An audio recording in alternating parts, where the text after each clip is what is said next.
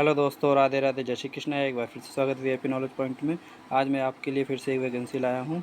आज मैं जो वैकेंसी लाया हूँ वो बैंक में वैकेंसी, बैंक में बहुत ही शानदार वैकेंसी है।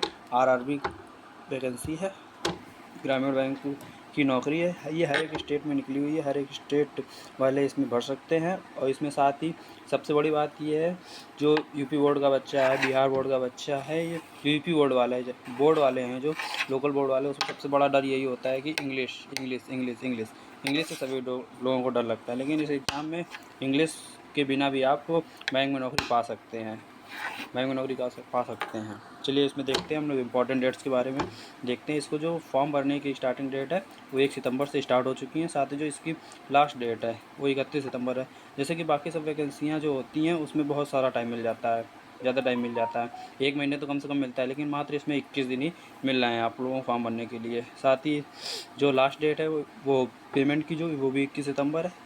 साथ ही जो इसके जो एडमिट कार्ड हैं वो भी नवंबर में। एग्ज़ाम भी अब जल्दी ही हो जाएगा, इसका टाइम नहीं लेगा ज़्यादा। और साथ ही ये ऐसी वैकेंसी है जो फिक्स होता है, इसमें आपको मार्च तक नौकरी मिल जानी, मार्च 2026 तक आपको नौकरी मिल जानी, आपकी ज्वाइनिंग हो जाएगी। बाकी एसएससी के तरीके जैसे लेट होता है, बाकी अदर एग्जाम्स में लेट होता है, उस तरीके इसमें कोई लेट्स लपेट नहीं होगा। इसमें आपकी नौकरी फिक्स है, सारी डेट फिक्स है, सब कुछ फिक्स है। बस आपको नौकरी, बस आप 3 महीने तैयारी कर लीजिए, बस आपकी नौकरी पक्की।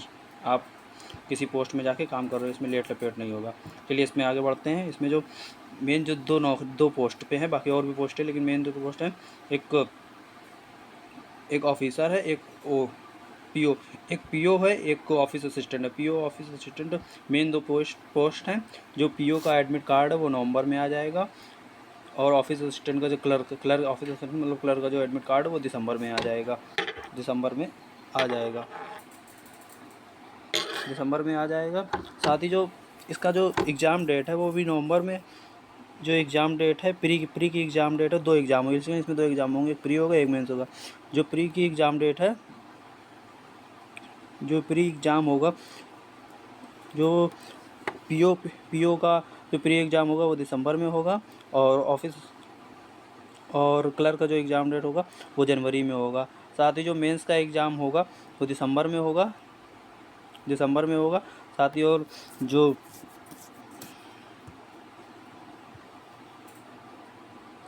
क्लर्क का एग्ज़ाम होगा वो जनवरी में होगा, मेंस जनवरी में होगा। साथ ही जो इसमें रिजल्ट भी डिक्लेयर हो जाएगा, जनवरी में रिजल्ट डिक्लेयर हो जाएगा। और जो इसमें इंटरव्यू होगा, इंटरव्यू सिर्फ मात्र पीओ वाले का होगा, क्लर्क में इंटरव्यू नहीं है। मात्र उसमें प्री और मेंस दीजिए, उसके बाद आपका डायरेक्ट ज्वाइनिंग हो जाएगी। आप डायरेक्ट ज्वाइनिंग हो जाएगी, आप ज्वाइन कर लीजिए, मार्च में आपकी नौकरी मिल जाएगी। और जो ऑफिसर हैं पीओ वाले, उसमें आपका इंटरव्यू होगा, उसके बाद आपकी ज्वाइनिंग होगी। चलिए आगे बढ़ते हैं, हम लोग देखते हैं इसके जो इंपॉर्टेंट डेट्स वो तो हो गई। चलिए हम लोग पोस्ट के बारे में बात कर लेते हैं। इसमें टोटल 13,000 प्लस वैकेंसी हैं। इसमें जो ऑफिस असिस्टेंट मतलब ऑफिस असिस्टेंट वो क्लर्क हो गया, और ऑफिस स्केल 1 असिस्टेंट मैनेजर वो ऑफिस असिस्टेंट की जो वैकेंसी है उसमें 7,972 है। और जो पीओ की वैकेंसी हो 3,907 है। ये जो वैकेंसी आई हुई है ये हर साल से ज़्यादा इस बार वैकेंसी आई हुई है। बाकी सालों में देखें तो बहुत कम वैकेंसी आई थी, इस साल काफ़ी अच्छी वैकेंसी दी हुई है। काफ़ी सुनहरा मौका है सभी के लिए, सभी लोग जॉब ले सकते हैं इसमें, बिना इंग्लिश भी नहीं आएगी इसमें। इसमें एज लिमिट की बात कर लें, जो पीओ में जो हमें एज चाहिए, पीओ क्लर्क में दोनों की एज जो चाहिए वो 18 साल ही चाहिए। और इसमें जो मैक्स एज चाहिए वो पीओ में आपके 30 साल हो जाएगी, और क्लर्क में आपकी 28 साल हो जाएगी। इसमें जो जन्म तिथि है ना वो 2/9/1997 से पहले, और 1/7/2007 के बाद नहीं होना चाहिए। आयु में छूट, इसमें एज रिलैक्सेशन भी मिलेगा। एसटी को 5 वर्ष का मिलेगा। और ओबीसी में दो विभाग होते हैं, 2 लोग होते हैं, एक नॉन क्रिमिक लेयर होता है, एक क्रिमिक लेयर होता है। क्रिमिक लेयर वालों को कोई छूट नहीं मिलेगी इसमें, नॉन क्रिमिक लेयर वालों को 3 साल की छूट मिलेगी। साथ ही पीडब्ल्यूजी जो परसेंटेज उनको 10 साल की छूट मिलेगी। और साथ ही जो सर्विस कर रहे हों उनके एक्चुअल जो पीरियड जो जॉब कर रहे हों वो हो प्लस 3 साल उनको एक्स्ट्रा मिल जाएंगे। साथ ही या तो अधिकतम आयु 50 वर्ष तक उनको लिया जाएगा। चलिए आगे बढ़ते हैं हम लोग। इसमें जो हमारी क्वालिफ़िकेशन चाहिए वो क्लर्क और पीओ दोनों में ही स्नातक हो। ये इसमें ऐसा नहीं है 60% होना चाहिए, इसमें बस स्नातक आप ग्रेजुएशन किए हो, आप इस फॉर्म को अप्लाई कर सकते हैं, आप इस फॉर्म को अप्लाई कर सकते हैं और अच्छी वैकेंसी ले सकते हैं। चलिए आगे बढ़ते हैं। चलिए साथ ही इसमें बात करते हैं इसमें स्थानीय भाषा और दक्षता। यदि जैसे कि आप मतलब अब स्थानीय भाषा की बात करें, यदि जैसे कि आप यूपी से हैं, आपका तमिलनाडु में हो गया, तमिलनाडु में आप जॉब करने गए, लेकिन वहाँ आपको तमिल तो आती नहीं, लोकल भाषा का इसमें ज्ञान तो होना ही चाहिए, बिना आप उसके काम तो कर नहीं पाएंगे, क्योंकि लोकल गाँव देहात में होगी ये वैकेंसी। गाँव देहात में आपको जॉब मिलेगी, जहाँ पे आप और ग्रामीण बैंक का मतलब ही यही होता है, ग्राम में मिलेगी, ग्राम में आपको देखना पड़ेगा, और आपकी लोकल भाषा जब आएगी नहीं तो वो प्रॉब्लम करेगा, हिंदी इंग्लिश जो भी आपकी। लेकिन तमिलनाडु में जैसे तमिल लैंग्वेज है, इसलिए कक्षा 8 तक आपकी वो लैंग्वेज होनी चाहिए, स्थानीय भाषा का ज्ञान होना चाहिए। यदि उसके आगे यदि आपके नहीं भी है तो उसके यदि आपको जॉब मिल गई तो आप उसके बिना आपको जॉब तो दे दी जाएगी, लेकिन आपको 6 महीने के अंदर भीतर 6 महीने के पीरियड के दौरान आपको वो जो लैंग्वेज है तमिल, जैसे तमिल है, तेलुगु है, आंध्रा है, मलयालम है, जो भी है उसको आप 6 महीने के अंदर आपको सीखना होगा, तभी आपकी जॉब ये निर्धारित रहेगी, नहीं तो आपकी जो सीट्स है वो कैंसिल कर दी जाएगी। आपका जो कंप्यूटर नॉलेज है वो कंपलसरी है, कोई आपका इसमें स्किल टेस्ट नहीं लिया जाएगा, बिना स्किल टेस्ट के आपको ये जॉब मिल जाएगी। थोड़ा बहुत आता है तो आपको ले लिया जाएगा, आपका स्किल टेस्ट कोई भी नहीं है इसमें कंप्यूटर का, सीधे आपको ज्वाइनिंग है। चलिए हम लोग आगे बढ़ते हैं और सिलेक्शन प्रोसेस के बारे में देखते हैं।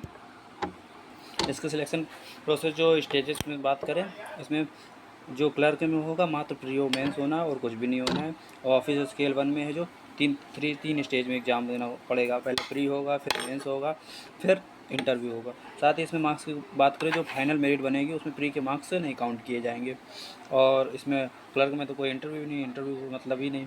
साथ ही इसमें भी ऑफिस स्केल 1 में जो पीओ है उसमें भी प्री के मार्क्स किसी में नहीं काउंट होंगे, बस आपको क्वालिफाइंग पास करेंगे।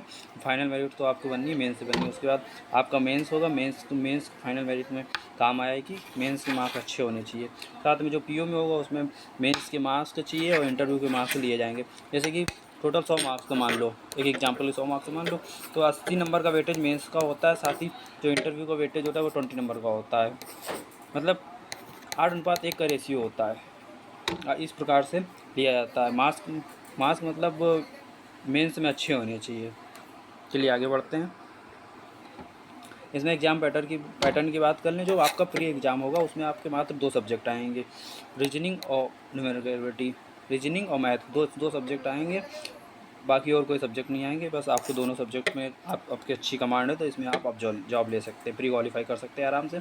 इसमें टोटल रीजनिंग में 40 क्वेश्चन होंगे और साथ ही जो मार्क्स मिलेंगे वो 40 मार्क्स मिलेंगे, लेकिन इसमें सबसे बड़ी एक दिक्कत है टाइम ड्यूरेशन बहुत कम है, मात्र 25 मिनट है 40 क्वेश्चन के लिए। और साथ ही ऐसा भी नहीं है कि मतलब टोटल मिल जाएंगे उसके बाद टोटल करते चलिए, नहीं, पहले रीजनिंग का सेक्शन वाइज टेस्ट होगा, पहले रीजनिंग का होगा, रीजनिंग के लिए 25 मिनट मिलेंगे, उसके बाद आपका मैथ स्टार्ट होगा, आप पीछे नहीं वापस नहीं जा सकते हैं। साथ ही इसी प्रकार से न्यूमेरिकल एलिजिबिलिटी के जो क्वेश्चन होंगे 40 होंगे, मार्क्स भी इसके 40 होंगे, और जो इसमें टाइम ड्यूरेशन होगा वो 20 मिनट्स होगा। इसमें टोटल नंबर ऑफ क्वेश्चन 80 होंगे, टोटल मार्क्स को जो होंगे वो भी 80 होंगे। चलिए आगे बढ़ते हैं, मेंस का देखते हैं। इसमें जो मेंस का इस प्रकार से होगा, जब आप प्री क्वालिफाई कर लेंगे उसके बाद आपका मेंस का पेपर होगा। मेंस के पेपर में मेंस का देखते हैं। इसमें जो रीजनिंग आएगी वो 40 नंबर के, कुछ नंबर ऑफ क्वेश्चन रीजनिंग में जो होंगे वो 40 मिनट के होंगे, नंबर ऑफ क्वेश्चन जो होंगे वो 40 होंगे, साथ ही जो मार्क्स होंगे वो 50 मार्क्स टोटल होंगे, और इसमें जो टाइम ड्यूरेशन होगा वो 30 मिनट होगा। इसमें कंप्यूटर भी होगा, कंप्यूटर के जो नंबर ऑफ क्वेश्चन होंगे वो 40 होंगे, इसमें जो मार्क्स होंगे वो 20 होंगे, इसमें जो नंबर होंगे वो आधे हो जाएंगे, और साथ ही इसमें जो टाइम मिलेगा 15 मिनट मिलेगा। और जनरल अवेयरनेस इसमें क्वेश्चन होंगे 40, और साथ ही जो मार्क्स मिलेंगे वो भी 40 मिलेंगे, इसमें 15 मिनट दिए जाएंगे। इसमें आप जैसे इंग्लिश और हिंदी, आप या तो इंग्लिश कर दें या तो हिंदी कर दें, इसमें कंपलसरी है, तो हिंदी कर ले या तो इंग्लिश के लिए टोटल मार्क्स 40 आएंगे, टोटल नंबर ऑफ क्वेश्चन 40 होंगे, साथ ही जो मार्क्स होंगे वो भी 40 होंगे। इसमें जो इंग्लिश में, हिंदी या इंग्लिश में जो आप जो भी मन हो वो आप कंपलसरी है, आप कर सकते हैं। इसलिए ये बिना इंग्लिश के आप बैंक में जॉब ले सकते हैं, क्योंकि इंग्लिश जो होती है बहुत टफ होती है, बैंक की जो इंग्लिश ज़्यादातर आती है वो बहुत टफ आती है। इसमें आप हिंदी पढ़ के भी आप इस जॉब को ले सकते हैं। Total number of question Hindi करें या इंग्लिश में टोटल 40 क्वेश्चन होंगे, 40 मार्क्स होंगे, साथ ही जो इसमें समय मिलेगा वो 30 मिलेगा। और मैथ में जो न्यूमेरिकल एबिलिटी में जो नंबर ऑफ क्वेश्चन होंगे 40 होंगे, इसमें जो समय मिलेगा वो 50 मिनट मिलेगा, और टाइम जो मिलेगा टोटल मार्क्स मिलेंगे 50 और टाइम जो मिलेगा वो 30 मिनट का मिल जाएगा। इस प्रकार से इसमें टोटल मार्क्स आपके जो हो जाएंगे 200 हो जाएंगे और नंबर ऑफ क्वेश्चन भी 200 हो जाएंगे। हर एक को मतलब एक रेशियो 1:1 का ही पड़ेगा। आप हिंदी इंग्लिश का आप लोगों को फ़ायदा इसमें मिल जाएगा। इस प्रकार से होगा, आप पास कर लीजिए और आपका सिलेक्शन हो जाएगा।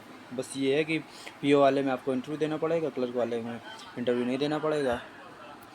इसमें जो नेगेटिव मार्किंग की बात करें, नेगेटिव मार्किंग जो आपकी होगी, इसमें जो नेगेटिव मार्किंग होगी वो 1/4 की नेगेटिव मार्किंग होगी। आपको जो आप यदि आप कोई प्रश्न छोड़ते हैं तो आपको उसमें कोई भी मार्क्स नहीं कटेंगे। ऐसे वीडियो को देखने के लिए चैनल को लाइक करें, सब्सक्राइब करें। राधे राधे, जय श्री कृष्णा।